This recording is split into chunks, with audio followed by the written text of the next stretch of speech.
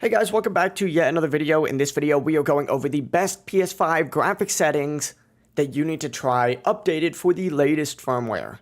Before we dive into this video, make sure to like the video and subscribe to the channel with all notifications on. It really does help out the channel and it lets us know that you want more PS5 content like this. But in this video specifically, we're going over the best PS5 graphic settings to get the most out of your console. These are the exact settings that I personally use with the newest system updates so they work with all the latest features. The first thing that you're going to want to do is from the homepage of your PS5, go to the settings and scroll down until you see this screen and video option. Go ahead and make sure that you're on the video output section. And to make sure that you see everything that your display actually goes ahead and supports, go ahead and select the video output information section, just like so. And if you want to see exactly the details on which each setting does, like VRR or ALLM, use the Learn More option in the menu. But what you're going to want to go ahead and do here is actually set the resolution to the highest option that your screen currently supports. Mine can go up to 2160p. I recommend selecting this if you have the option for it, but go ahead and put it on the highest option that you have nonetheless, because this is going to let the PS5 automatically go ahead and choose the best resolution for your display,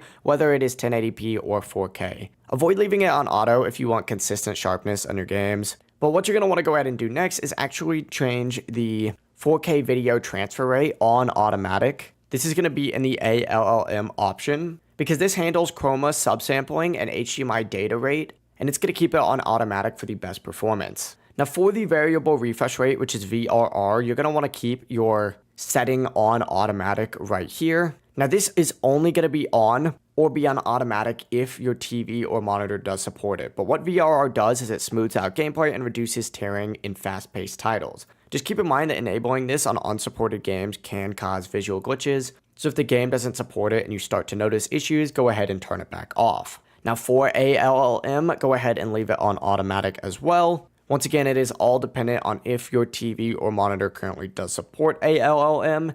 And what this does is automatically switches your TV to game mode. Just keep in mind that this may disable some image processing like advanced color settings. For your HDR settings right here, what you're going to want to go ahead and change them on is actually on when supported, just like so. This will black out your screen for a second and it'll load and then it'll turn back on. Now what this is going to do is prevent forcing HDR on non-HDR games, which can mess up brightness and contrast. Most recently, Sony TVs will auto-calibrate HDR well enough because manual calibration isn't necessary for most players. Now for this deep color output section right here, what you're going to want to go ahead and change it to is actually just automatic.